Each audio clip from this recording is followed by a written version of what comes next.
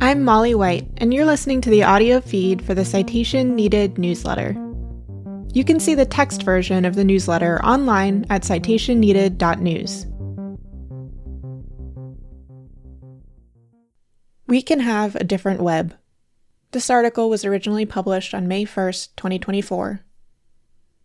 As a lifelong lover of the web, it's hard not to feel a little hopeless right now.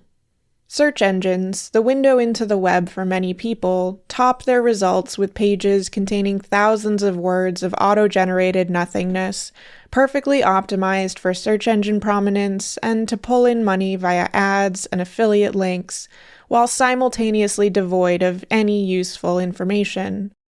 Social networks have become the web for many people who rarely venture outside of their tall and increasingly reinforced walls. As Tom Eastman once put it, the web has rotted into 5 giant websites, each filled with screenshots of the other 4. Within those enclosures, the character limits, neutered subset of web functionality, and constant push to satisfy the enigmatic desires of an algorithm tuned to keeping eyeballs on the platform encourage sameness, vapid engagement farming, and rage bait while stifling creativity. Newspapers, whose evolution towards online models once stoked optimism for more accessible and dynamic journalism that could lead to a more informed and democratically engaged citizenry, have become luxury goods as aggressive paywalls and expensive subscription models are increasingly deployed by the hedge funds and other profit-hungry entities that control these papers. Some use the excuse that they're trying to protect their journalism from the unsanctioned scraping by companies training ever hungrier artificial intelligence models. Yet those same media outlets hasten their own demise with wave after wave of layoffs, or by chasing harebrained schemes like churning out tedious clickbait or their own AI-generated soup, even as their executives continue to cash huge checks. Many websites now require one to steel themselves for battle against the advertisements and trackers and GDPR cookie consent pop-ups and AI-powered chatbot windows that interrupt you to offer to helpfully bungle whatever you ask of them. Ad block is no longer optional, and even with it, trackers and advertisements slither through the cracks. Browsing the web brings with it the ever-present feeling that you're being watched, your activities and preferences and habits all being logged and funneled into a giant vat of horrifying data soup, all just to help more companies serve you more of these intrusive ads that you must endlessly swat away as you try to find whatever it was you were looking for. It is tempting, amid all of this decay, to yearn for the good old days. The emergence of online chat and instant messaging, where you use some acronym named chat like ICQ or IRC or AOL Messenger to talk to friends you knew in real life or anonymous strangers all over the globe.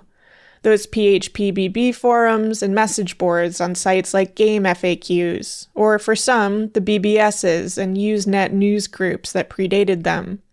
The Flash games and the whimsical GeoCities sites full of dancing hamsters, and the MySpace pages full of garish, hand-coded styles and glitter GIFs and auto-playing MIDI tracks. Those incredibly specific websites created by one guy with an encyclopedic knowledge of something really niche, or the labors of love that were fan sites dedicated to the X-Files or the Backstreet Boys.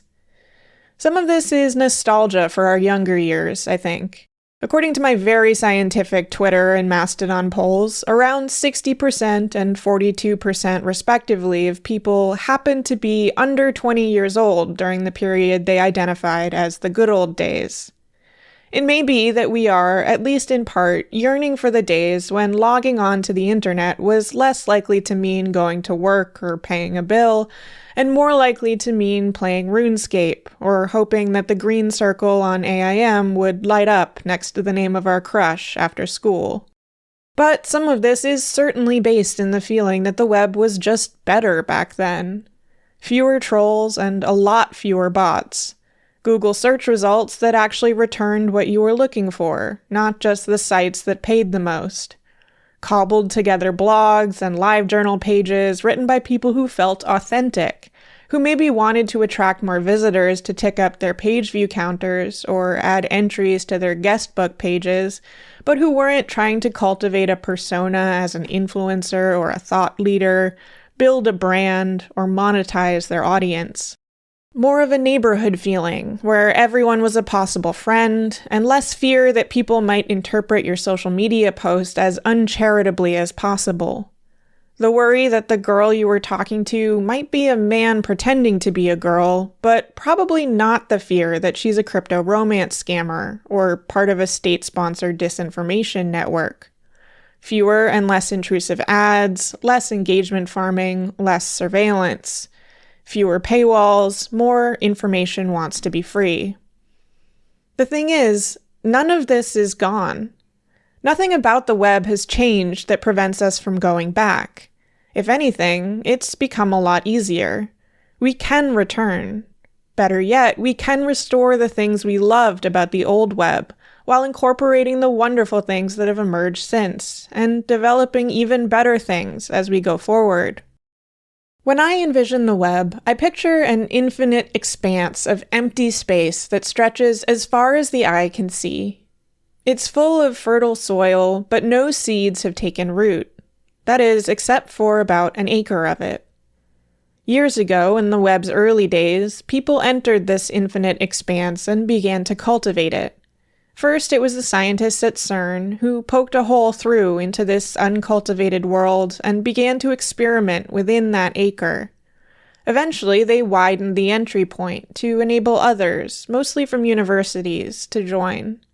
Everyone set up their own tiny plot within this acre, sowing seeds that they personally loved. With time, the entrance widened even further, and geeks outside of universities found their way in.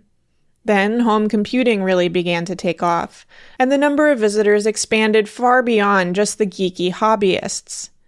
Some people continued to cultivate their own little patches in the acre, but others opened community gardens, forum sites, and shared blogs, and chat rooms, and web hosting services where people could develop their own projects. People brought in little gnome sculptures and garish lawn flamingos. Some people erected fencing to control who wandered in, or even who could see in, to their plots. But people had also begun to build pathways in the spaces among the patches. Web rings and hand-curated blog rolls, vigorous hyperlinking, and early versions of search engines. There were weeds, too. Invasive plants that threatened to crowd out what some people had lovingly built. Trolls that poisoned the forums and chat rooms, or the threat of viruses that made people more cautious. And some from the outside world began to worry. What do you mean there are no police there? And you're letting kids in? Hey, those are my seeds you're using, and now you're just giving them away for free to other people.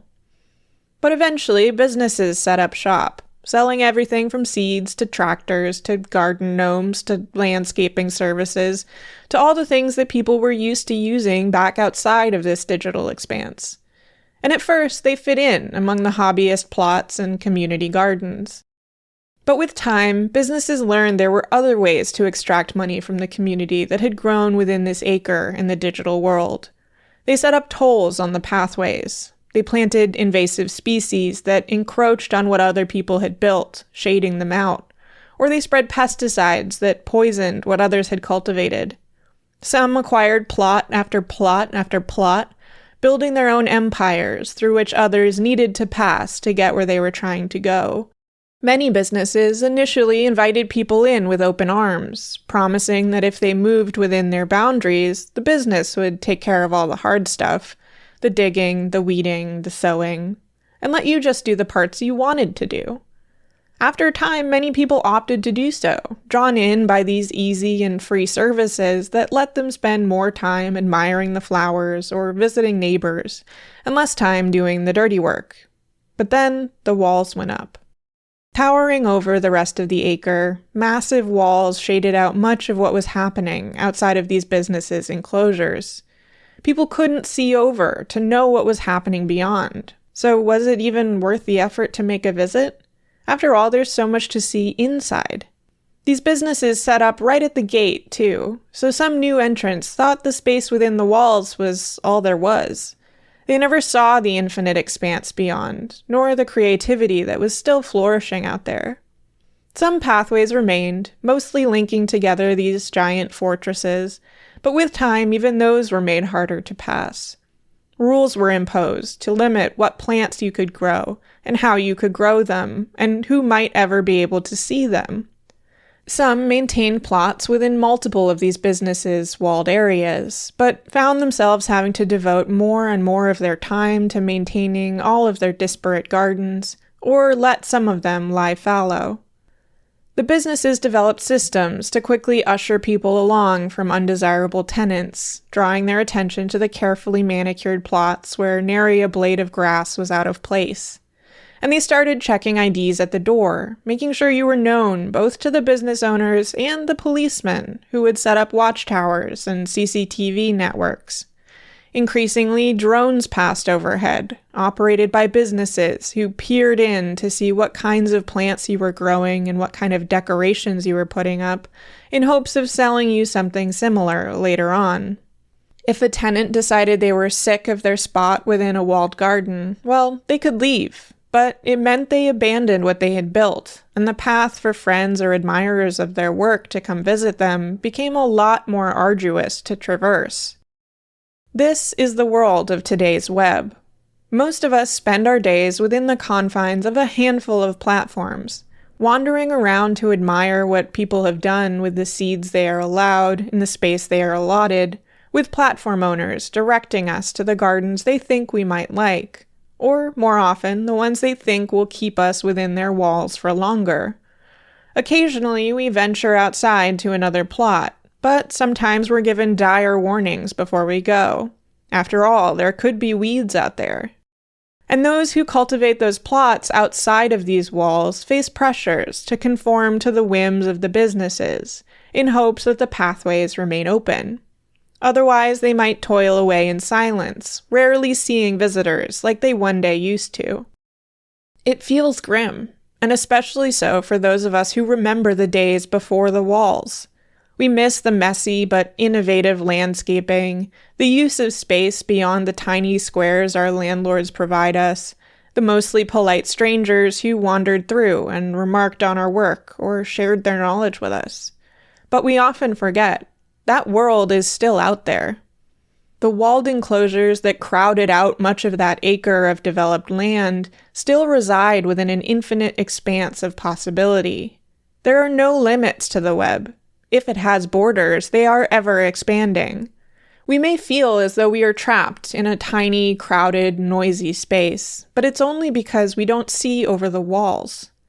If we wanted, each of us could escape those walls and set up our own spaces within the limitless, fertile soil beyond. Some of us might opt to leave those walls permanently, while others might choose to split our time between our beautiful, messy, free world outside to maintain smaller, meticulously groomed simulacrums within the enclosures that hint, without angering our landlords, at the creations beyond. We can periodically smuggle seeds and plant cuttings beyond the walls, ensuring that if the proprietors decide to evict us, our gardens will live on. We can develop protocols, more resilient versions of those early footpaths, that inherently resist the toll booths and border crossing gates established by the businesses with the walls. We can even develop our own community gardens with spaces for tenants that have their own models of governance far beyond the single benevolent platform dictatorship model that inevitably grows less benevolent as money changes hands. While some of the early gardens that we reminisce about didn't survive the shade of the large platforms or the dwindling flow of visitors that were rerouted within those walls, new gardens can be cultivated to their specifications. People can experiment with combining the things they loved about the old gardens with the tools and the models of the ones that have grown since then, or return to the spirit of experimentation and try new things altogether. They can draw on the population explosion within the digital expanse to bring in new people with new ideas and new energy to revitalize what once was and make it better than before. Though we now face a new challenge, as the dominance of the massive walled gardens has become overwhelming, we have tools in our arsenal. The memories of what once was, and the creativity of far more people than ever before, who entered the digital expanse but have grown disillusioned with the business moguls controlling life within the walls. And if anything, it's easier now to do all of this than it ever was. In the early days, people had to fight to enter the expanse at all, and those who did were starting with little.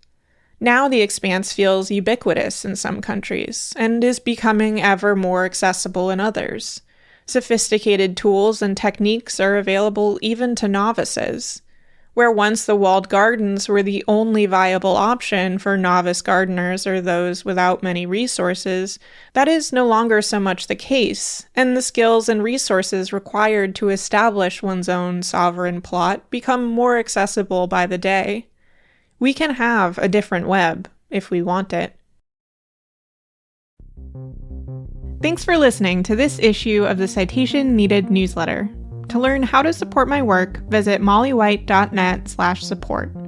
If you'd like to read the text versions of these episodes, sign up to receive the newsletter in your email, or support my work on a recurring basis, go to citationneeded.news.